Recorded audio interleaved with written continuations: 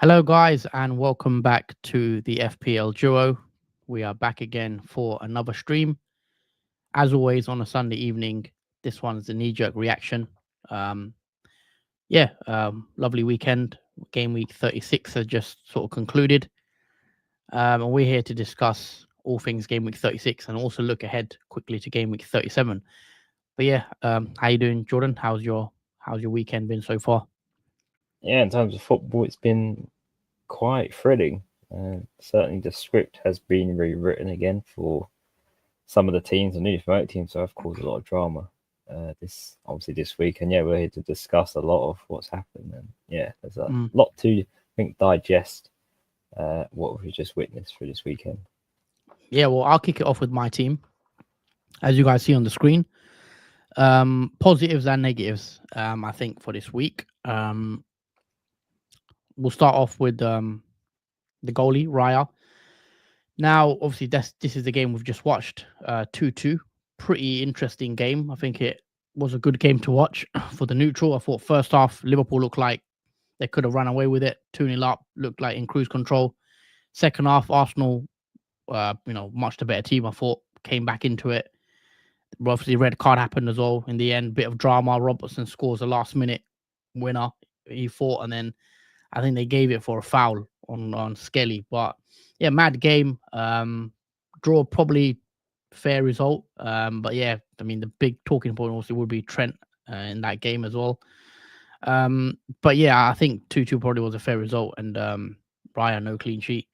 Moving on to the back line, this is where it gets good. So clean sheets all round. Konsa, 1-0 win against Bournemouth. Vardio, interestingly, Man City 0-0 against Southampton, which I don't think anyone saw coming, but another clean sheet, which I was very happy about. And then Munoz again, 11 pointer, getting an assist as well. So can't really complain at all with that, if I'm being honest. Very happy to see Munoz 2-0 win for Palace as well. Annoyingly, Eze got the 2 goals. And Eze has done a madness, really, when you compare him what he's done to compare to Saar. But Saar did get something we'll come on to. But the annoying thing about my team, as you see on the bench, I had Dan Burn on the bench for an 11 pointer after their 2-0 win against Chelsea, keeping a clean sheet. I think he got 2 or 3 bonus points as well. So maybe in hindsight, could have played him instead of Konsa. But I mean, I didn't really see Newcastle keeping a clean sheet against Chelsea, to be fair, with such a big game. But the red card changed the game as well, in the early red card. But yeah, still happy with the defenders I picked. Salah, nothing today. But in the first half, I thought he played very, very well. He should have had an assist. He was absolutely robbed of an assist. I don't know if you guys saw it. Diaz, he cuts it back. He has to score. Liverpool could have been 3 or 4 up in that first half, really, if they were clinical. And Salah should have had an assist. He made some really nice passes as well in the first half. Second half, he was a lot quieter. I thought Liverpool struggled to play out because Arsenal pressed them quite high up, and Liverpool were struggling to pass it around them in the second half. So, not as good in the second half, but yeah, no return for Salah, unfortunately. Saar did get an assist in the 2-0 win against Spurs, which was nice. I'm happy to get a return from Saar compared to Eze, who's obviously been the much better pick, and fair play for those that have Eze. Mbumo was my captain.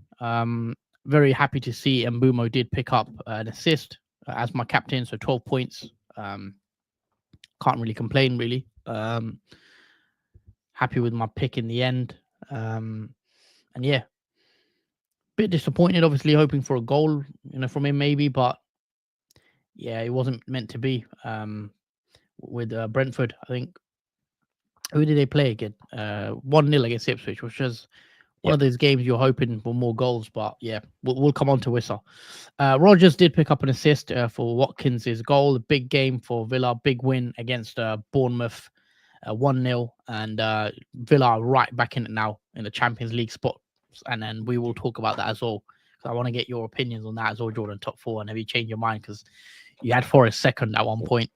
Yeah, it seems like mine just changing every week because unexpected results. And the front line is very, very disappointing. All blanks. Wissa blanked in the 1-0 win. Mateta blanked today as well. I think he only played an hour, which is a bit annoying. And Isak blanked as well. I thought Isak was very quiet, to be fair, today against Chelsea. Didn't really do much, which was just, a surprise. But yeah, nothing to really shout about there. Another, annoying thing is Areola. I was going 50-50 with Areola Raya. With hindsight, I probably should have played Areola because Man United are very, very poor. And any other season, Man United would be fighting in a relegation battle because they are now 17th in the league. And yeah, because they're three poor teams, they'd be in a scrap. And yeah, 2-0 win for West Ham. And I should have really played Areola there. I'd have got 6 more points, but can't complain too much. In the end, it's still 54 points. It is a green arrow. I don't know how big of a green arrow it is, but I'm not going to complain with the green arrow at this stage of the season.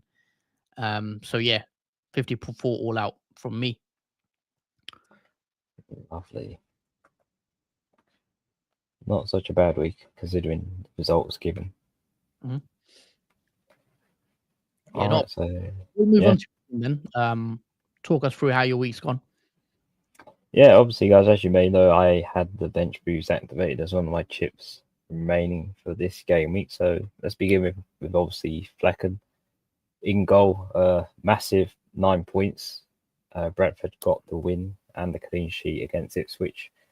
Flecken made 4 saves as well. It gained him an extra point. And you also got bonus 2 points as well, which is very rare for the goalkeeper for Brentford to normally get bonus.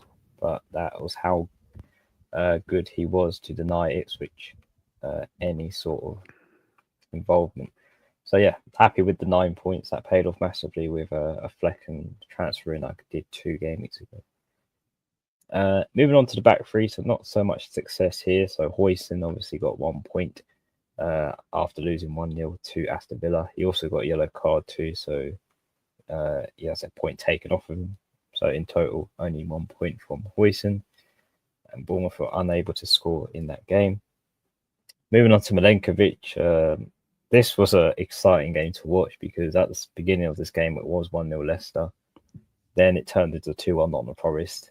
And then very late stages of the game, the Leicester equalised against Nottingham Forest from Buonanotte, which denied obviously Nottingham Forest those precious 3 points they needed to get them close to CL qualification. That is now further away now because they're currently, I believe, 7th in the table, which is shocking compared to where they were a few weeks ago. Almost, they were 2nd at one point in the season. Now they're down to 7th. So yeah, it's been a poor result from Nottingham Forest. Yeah, I think they feel misfortunate that they missed out on the 3 points there. So obviously no clean sheet for Milenkovic and obviously a point as well taken off for 2 goals conceded. Moving on to Mikolenko, this was a bit of a struck of fortune, I think, because Everton won the game 3-1 in the end. Obviously, no clean sheet was given to them because Raul Jimenez scored. But Mikolenko was one of the goal scorers in that game, so I got the 8 points from obviously him scoring a goal, which was nice. It made up for the clean sheet being wiped. So yeah, a bit of a fortune, obviously, for the deflection as well, I believe, from, I think it was Delap, it deflected off of someone. And then it did go in. So yeah, happy with Mikolenko, 8-pointer, lovely stuff. Midfield wise, it's a bit of a mixed bag. Got Rodgers, who managed to get an assist and a clean sheet point in that 1-0 win over obviously Bournemouth. Watkins with a very gentle feather touch to score the goal, and obviously Rodgers there as the assistant. Moving on to De Bruyne, who was part of the -4 I took. I cannot explain or come to mind how Man City didn't score against Southampton and how the game ended 0-0. I'm still in awe that no one scored in that game for Man City. Quite disappointing, especially with De Bruyne and the rest of Man City. But yeah, only 3 points. Only thing De Bruyne got was a clean sheet point, which was very disappointing. Moving on for in Burmo, he somehow does a little bit more better with the assist and clean sheet. Obviously in that 1-0 win over Ipswich. So again, Burmo is still returning the attack and returns as a Brentford asset. And then finally moving on to Barnes, who again has another blank, only a clean sheet point for him, even though Newcastle won 2-0. He wasn't a part of the goals. I think it was Tonali and Bruno Gomes. So uncommon goal scorers for Newcastle scored today. And yeah, nothing for Barnes whatsoever in terms of return. Moving on to the front three, there's nothing really to discuss in the front three. Isaac blanked. He wasn't really involved in today's game. Haaland, as usual, has few touches, maybe has a chance here and there, but nothing significant. He was the captain, which I thought would be a massive differential captain that would pay off. It wasn't to be. Only 4 points. Yeah, that's about it for that. I mean, Man City pressed a lot, but Southampton were just like a brick wall, denying them any sort of service into the goal.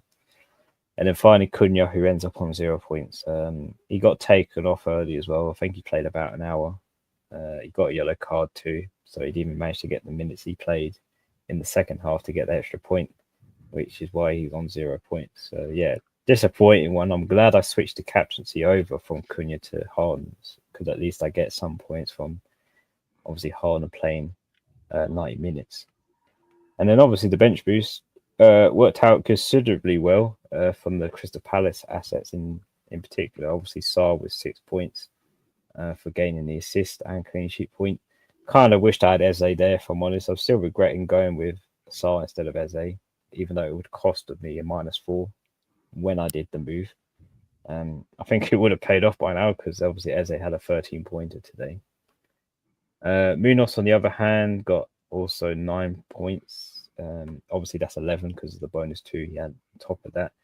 Very rewarding. It was a bit unfortunate that obviously the first goal was disallowed, and I think Sarr was the goal scorer for that, and Munoz was also the assistant player for it too. So he could have had 2 assists, and Sarr could have had a goal and assist. So yeah, a bit of misfortune there. It was ruled off offside in the end.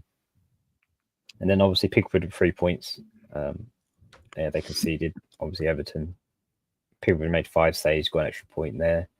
And obviously Aït-Nouri had 1 point. Lost 2-0 against Brighton, and also conceded at least 2 goals, minus the 1 point. So yeah, the bench boost worked out considerably well. I'm glad that the Crystal Palace assets were there to really save me in that bench boost. But overall, it is 60 points. I forgot about adding the -4 onto that, so it is a -4, including on top of that 60 points. So I am on 56 in total, and it is a green arrow of around 200k currently. So yeah, it was a nice boost. Obviously, along with the bench boost, to boost my rank up a bit, and that has helped massively, especially with Salah blanking as well, who I took out for De Bruyne. So yeah, it's not a bad Gameweek 2. Obviously, played a bench boost in 36. Okay. So there you go, guys. That's Jordan's team. But yeah, Gameweek 36 was an interesting one for sure. And yeah, we're penultimate game week coming up. Not long left before the season ends. I'll take a few comments. So Ezra, 40 points this week. Terrible for me. No Forest defender. Kept a clean sheet. Have no Guardiola. No Palace players. Only Livramento, Elanga, and Burmo did anything for me. Yeah, I mean, it was a strange week. I mean, there wasn't a lot of the big players like Isak, Salah, etc., all sort of blanked, I guess. And the forwards this week weren't great. Most of them did blank. I mean, if you've got Chris Wood, then yeah, another goal for him. I think let's bring up bus teams for game week 37. I've not actually looked at what my team looks like, but I'll share my screen now. Just 1 second. Here you go, guys. 1 moment.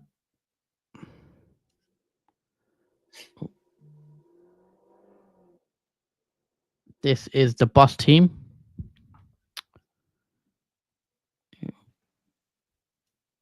Can you see that? Yep. So in goal, I've got Raya, who has Newcastle at home. Again, don't think Arsenal will keep a clean sheet in this one. I wouldn't be surprised if Newcastle win, if I'm being honest. In the back three, we've got Vardiol, Munoz, and Konsa. Vardy will have a nice home fixture. Bournemouth. Munoz has Wolves at home, and Konsa has Tottenham at home. I do have Saliba and Dan Burn on the bench who play against each other, but as of now, I think I'm going to keep those two on the bench. I'm play Konsa against Tottenham. I have a back four of Sarr and midfield four of Sarr against Wolves, Mbumo against Fulham, Rodgers against Tottenham, and then Salah against Brighton. Up front, I've got Wissa against Fulham, Mateta against Wolves, and then Isak against Arsenal. On the bench, Areola, Savinho, Burn, and Saliba. I have one free transfer as well, I believe. In terms of early thoughts, I don't really know what I want to do. Maybe take out a Palace player. They've got Wolves at home. It's not a bad fixture. But yeah, I mean, I'm not actually sure what I want to do. Looking at the fixtures, just bear with me. Having a look at the fixtures now, nothing really stands out to me. Villa play Spurs, which is, especially with Spurs, is that just before the final. So I'm not sure that's a good game if you've got Spurs assets. Chelsea, Man United, again, who knows what Man United lineup they're going to put out with that one because of the Europa League final, which is that on the 21st? I think the Europa League final. So I don't think Man United will play strong team against Chelsea. No, I definitely won't. I mean, we might see Man United rotate up until that moment. Obviously, when they play the final. Same with Spurs. I mean, we saw it this week. Both teams rotated heavily. Yep. Everton play Southampton.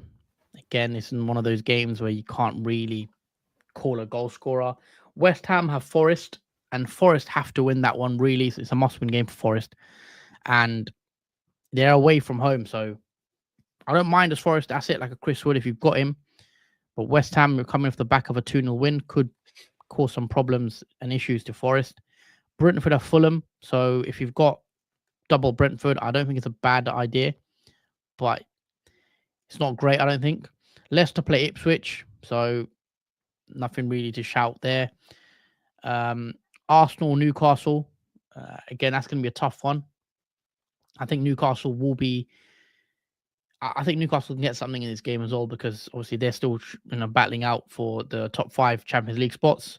Brighton, Liverpool, I don't really know what to make of that one. Will Liverpool rotate? I expect Liverpool to rotate in that one. So maybe, the likes of Endo, Elliott, and etc. might come back in, and then Liverpool probably go strong again in Game Week 38.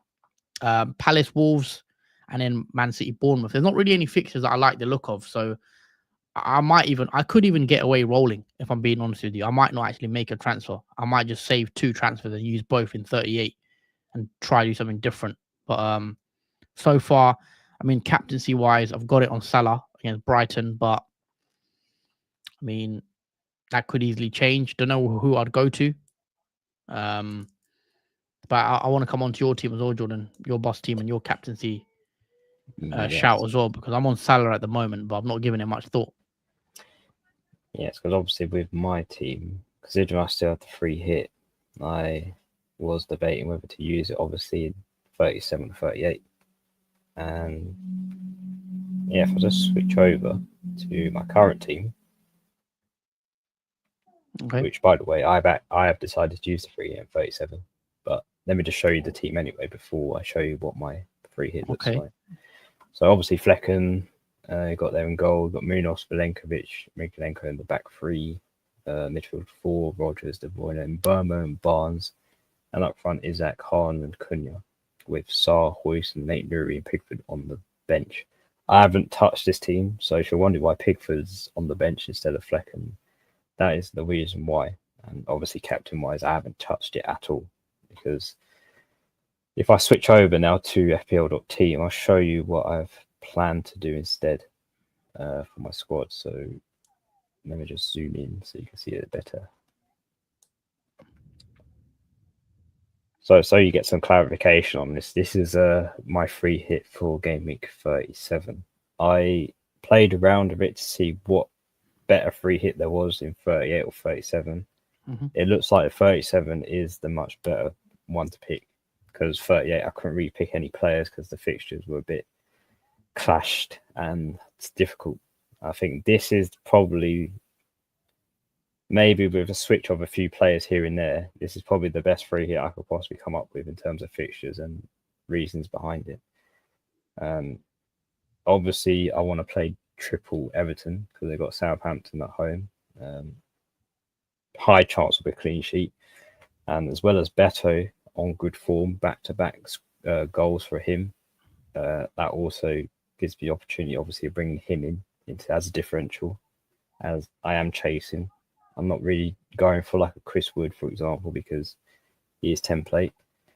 In terms of Crystal Palace assets, their fixture's just easy against Wolves at home, I believe. We saw Eze score 2 today, which I much prefer Eze over Sarr for that reason. And obviously Munoz, that attacking threat he has from getting the assist today for one of the goals too.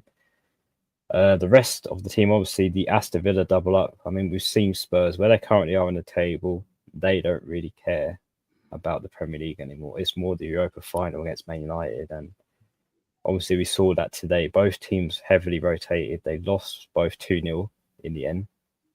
So, again, this is a similar scenario. I think Aston Villa, they need it. They need those 3 points. They're going to be more in for the win than Tottenham are. I don't believe, obviously, Tottenham will score if they do decide to rotate again. So hence why I'm playing. I actually will play triple Aston Villa. I think I will bring in Konza too. Maybe take out one of the defenders. Maybe Huijsen that's on the bench and mix around with that a bit. So that's the reason for the Aston Villa players. I got Palmer in there as well. Similar reason to obviously Aston Villa. Chelsea need it. And with Nicholas Jackson suspended as well for the rest of the season now, he won't play. Maybe that provides Palmer with more attacking threat up front. Maybe pushes him a bit further up than where he generally is at the moment. You got Mbeumo there against Fulham at home. We just saw Fulham lose 3-1 to Everton. I believe Mbeumo has it in to get another attacker return. He's very much template anyway, but I think he's just there for insurance cover, just in case he goes big against Fulham at home. And obviously Watkins is the captain pick for my free hit. I think he could be a nice differential again for Tottenham at home. Especially, it's a big game. Aston Villa need it for that CL qualification push. And yeah, I don't think that really anyone's going to retarget Watkins or generally own him either.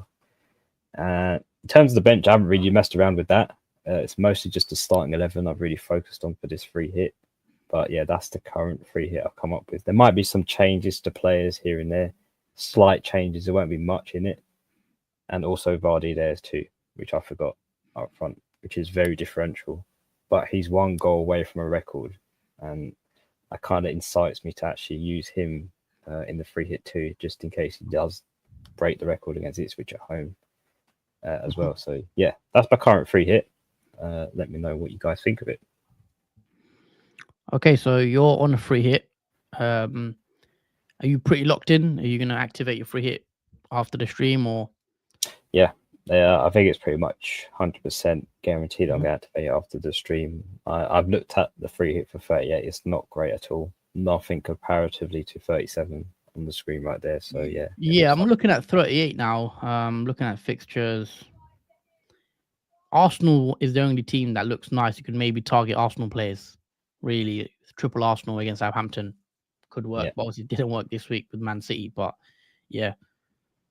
Yeah, it's just I'm not too sure what teams will be like, especially with 38 last, obviously, game week of the season. There might be some surprising rotation with teams, and yeah, it's a bit unviable, obviously, to do it in that game week.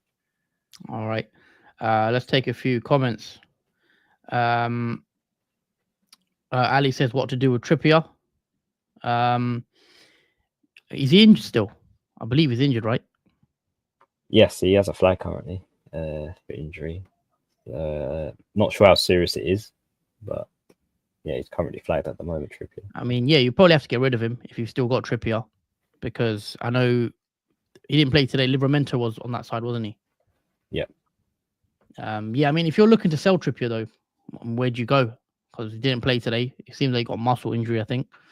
Next 2 fixtures aren't great either for Newcastle, really. You've got Arsenal away. Don't really see a clean sheet there, and then Everton to end it as well. last game of the season. But one thing about Newcastle, obviously, they still have things to play for. So in terms of, I mean, let's bring up the fixtures actually, because last 2 games, who do we target? Is a question. So I'll share my screen. So yeah, hopefully you guys can see that. 1 second.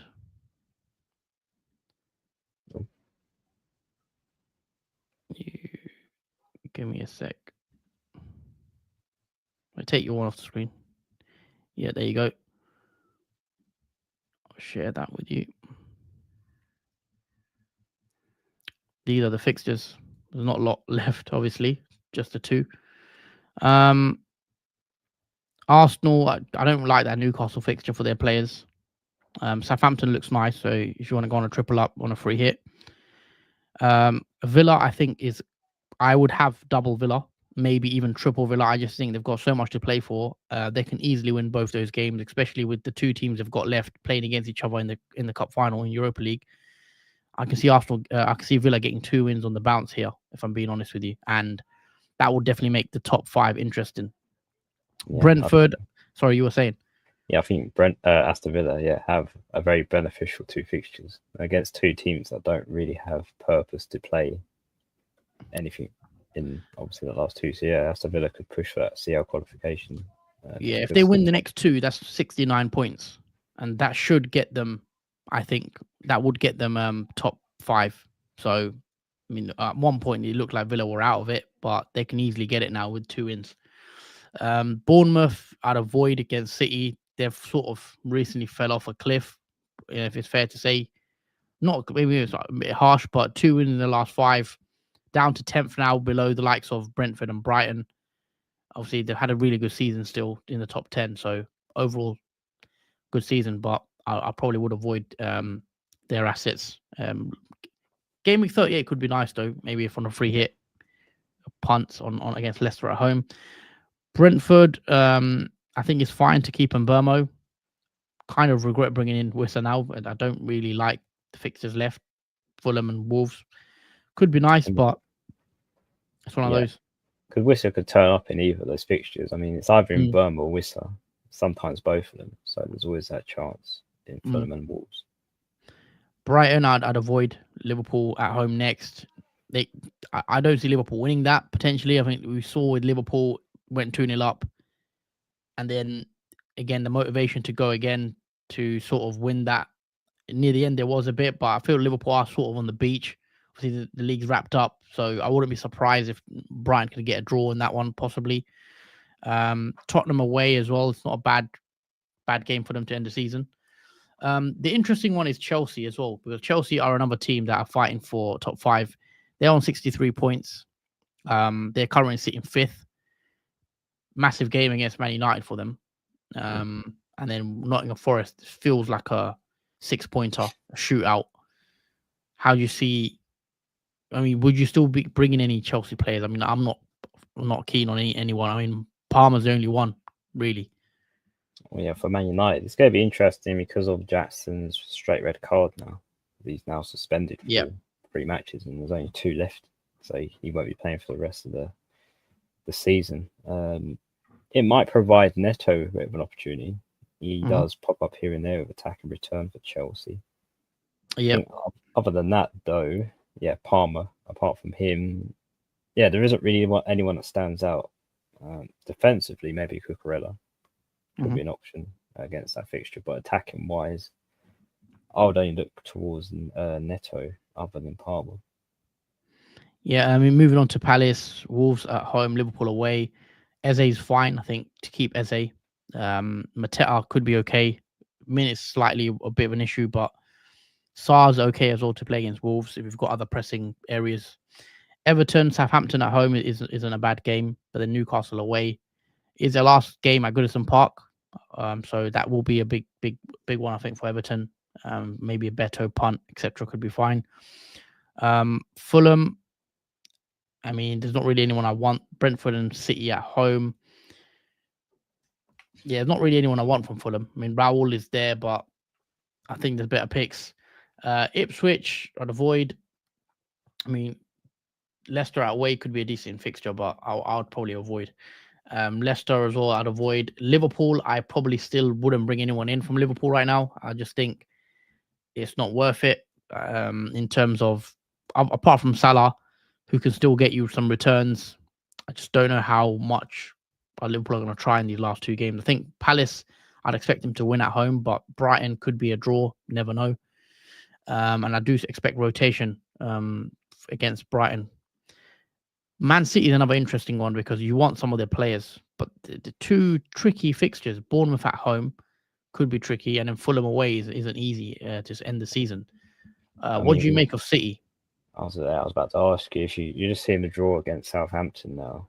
I mean, if Southampton could draw against Man City, Bournemouth and Fulham are more than capable of doing it. Honestly, I think Man City sort of fumble. I don't think no one really sees it coming, but there's no chance they don't finish in top five because you look at the last 5 games. Man City have won more points than in the last 5. They've won 4 of the last 5, which is better than Liverpool, Arsenal, Newcastle, Chelsea, and Villa. I think, I mean, they're on 65 points. They're 3 behind Arsenal. They can easily drop points though in one of these, but I don't see them dropping out top 5 now because you look at their form. But you take away, you just compare their form to everyone else. Let me show you. Share this tab. Man City. I mean, you have to go back to Gameweek 28, where they last lost a game. It's draws. I mean, they had 4 wins on the bounce and a disappointing draw against Southampton. And you compare that to someone like, I don't know, let's say Forest, one of the Forest players. Let's say you see this one win in their last 6, for example. Who else is there? Just Chelsea. I mean, Chelsea have been a bit better recently. But I'm just look at, Chelsea 3 wins in their last 6. Newcastle, I think they've been pretty decent as well. They've been pretty solid. So, they had 5 there, and then a loss. I mean, I think the ones in trouble for me is Chelsea, if I'm being honest, for the top 5, and not the Forest. Only because they got to play against each other. Because that's a flip of a coin. Because whoever wins that will probably get it now. That's where it's looking. City's fixtures are tough when you look at on paper. I mean, you'd expect them to maybe win 1 and maybe draw 1. So I don't know what points that would put them on. Villa, though, am I ruling out Villa? Because Villa have Spurs next. And Man United. So I expect them to take the full 6 points from both of those games easily. If that happens, then Chelsea and Forest could miss out. Essentially. If I had to predict, that's what I sort of see happening in terms of the final week. It will Aston Villa will sort of push Chelsea and not Forest out of it. Aston Villa take it. The 6 points separating Arsenal and Forest in 7th. So, 2-game swing. There's 2 games left. It's definitely interesting. Let us know, guys, who you think. What's your top 5 in the chat? Because it's one of probably the most interesting thing left now of this whole season. Because obviously league's wrapped up, relegation's done. Let us know who you think gets top 5 in order, 1 to 5. Just one interesting, thing to see now, and the only thing really left. Yeah, because every week we try to sort of suss out who the top 5 will be, but just like this week, shocking draw from obviously Leicester and Nottingham Forest. Never saw that coming. Obviously Arsenal drawing against Liverpool, maybe not as surprising, but I didn't really expect Arsenal to get a point from that game. And then obviously Chelsea losing against Newcastle. The red card obviously didn't help in that game, but that does separate the gap between them because they both were on the same amount of points and goal difference. So yeah, there's a lot of surprising results I think today that most of us never expected to happen. We expected Nottingham Forest to win, get the 3 points, and it's just you take it as every game as you go now, and obviously come 38, we'll see clearly now as it stands who will probably get the top 5. Yeah, it's definitely going to be interesting for sure now because I just think there's going to be some surprises. But in terms of FPL, where can we go different? What sort of can we go different this week? I mean, you're on Watkins, possibly. I've got on Salah as a sort of a bust team, but I'm not 100% picking Salah. Yeah, I'm not 100% locked. Yeah, you could go to Villa, you can go Palace. Yeah, I mean it's the same like this week. There wasn't really a standout captain to go for. You could pick whoever you wanted. I think it's the same for Gameweek 37. You could pretty much go with whatever captain you want because there's not really a standout one that's really out there that a lot of people are going to focus on, which I think is a good benefit. Yeah, if you guys are chasing in the mini league, then there's definitely potential to go different. You don't have to go for the obvious picks. I don't think there is an obvious pick this week. Salah's got an away game as well, but we'll see. I mean, are you set on Salah 100% or nah? Would you definitely change it come deadline? I have no idea right now. If I'm being honest, I think I'm not set on Salah, but I could change it from him. I'm not convinced with any really one of my picks. I don't even know what transfer I'm willing to make at the moment because I just don't think with this stage of the season it's very hard to pick what players to bring in. I think without. Yeah, I think it helps as well that there's a lot of teams still starting to play for the CL qualification because I think that was making it much more harder, obviously, to pick a player because you've got that assortment still. You can still generally pick certain particular players. Yeah, we'll see. I think it's a Friday deadline, if I'm not mistaken. Let's have a look. Yeah, it is a Friday deadline, guys. I think. That's correct, right? Yeah. Friday 16th, 6 o'clock deadline. So that will be an interesting one. But I think that's it from us. I just want to say thank you to everyone for watching. If you've enjoyed the content, hit the like button. Make sure you're subscribed. And we will see you again midweek for another stream. Yeah, take care, guys. Enjoy the rest of your weekend. And we'll see you midweek for the podcast.